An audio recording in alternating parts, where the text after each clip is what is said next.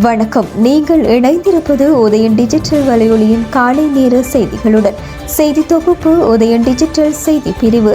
செய்திகளுடன் இணைந்திருக்கும் நான் லிஷா தரணீஸ்வரன். ஊடகவியலாளர் லசந்தவின் படுகொலைக்கு நீதி கோரியும் இந்த படுகொலையுடன் தொடர்புடைய சந்தேக நபர்களை விடுதலை செய்வதற்கு சட்டமா அதிபர் பரிந்துரைத்தமைக்கும் எதிர்ப்பு தெரிவித்து ஊடகவியலாளர்கள் நேற்று போராட்டம் நடத்தியுள்ளனர். 2009 ஆண்டு ஜனவரி மாதம் 8ஆம் தேதி சண்டே லீடர் பத்திரிகையின் ஆசிரியர் லசந்த விக்ரமதுங்க இனம் தெரியாத நபர்களால் சுட்டு படுகொலை செய்யப்பட்டார். இந்த கொலை வழக்குடன் தொடர்புடைய 3 சந்தேக நபர்களை விடுதலை செய்வதற்கு சட்டமா அதிபர் பாரிந்த ரணசிங்க பரிந்துரை செய்துள்ளதை தொடர்ந்து அவருக்கு எதிர்ப்பு தெரிவித்து பல நூறு ஊடகவியலாளர்கள் இணைந்து இந்த போராட்டத்தை முன்னெடுத்தனர். கொழும்பு உயர் நீதிமன்ற வாயிலில் இந்த ஆர்ப்பாட்டம் இடம்பெற்றது. ஆர்ப்பாட்டத்தை முன்னிட்டு பலத்த போலீஸ் பாதுகாப்பு போடப்பட்டது. பொதுமக்களும் பெருமளவில் ஆர்ப்பாட்டத்தில் கலந்து கொண்டனர்.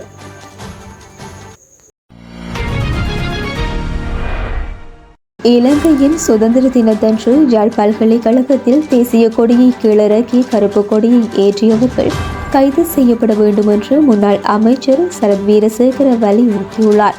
அவர் மேலும் தெரிவிக்கையில், இலங்கையின் சுதந்திர தினத்தன்று யாழ் பல்கலைக்கழகத்தில் தேசிய கொடி இறக்கப்பட்டு அதற்கு பதிலாக கருப்பு கொடி ஏற்றப்பட்டுள்ளது. உதயன் உள்ளிட்ட தமிழ் நாளிதழ்களில் இது தொடர்பான செய்தி முதல் பக்கத்தில் வெளிவந்துள்ளது.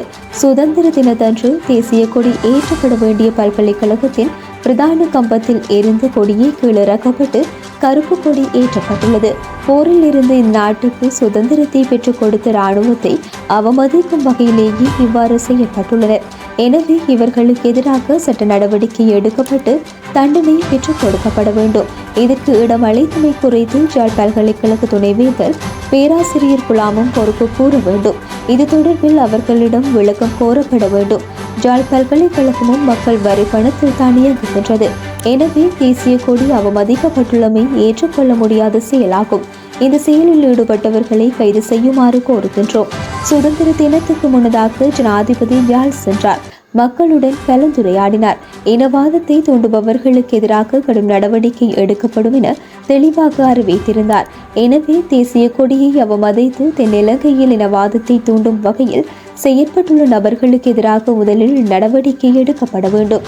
எமது நாட்டின் தேசிய கொடியை ஏற்க மறுப்பவர்களை தேச துரோகிகளாகவே கருத வேண்டும். இவர்களுக்கு புலிகள் அமைப்புடன் தொடர்புள்ளதா என்பது பற்றி புலனாய்வு பிரிவு ஆராய வேண்டும் என்றார். பிரபாகரனை உயிருடன் கொண்டு செல்லும் மேற்குலக நாடுகள் முற்பட்டன. அதற்கு மஹிந்தவிடம் அளிக்கவில்லை. மேற்குலகை பகைத்து கொண்டுதான் மஹிந்த போரை முடித்து வைத்தார் என்று முன்னாள் அமைச்சர் சரத் வீரசேகர தெரிவித்தார். கொழும்பில் நேற்று நடைபெற்ற ஊடக சந்திப்பின் போது அவர் மேலும் தெரிவிக்கையில், மேற்குலக நாடுகளை பகைத்து கொண்டுதான் மஹிந்த ராஜபக்ச போரை முடிவுக்கு கொண்டு வந்தார்.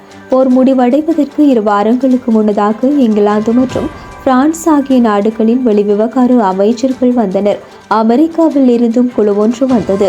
போரை நிறுத்துமாறு மஹிந்த ராஜபக்சவிடம் அவர்கள் வலியுறுத்தினர்.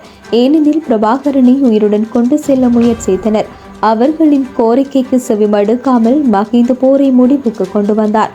1987 ஆண்டு வடமராட்சி சமரின் போது இந்தியா பருப்பு போட்ட வேளை JR ஜெயவர்தன போரை நிறுத்தினார்.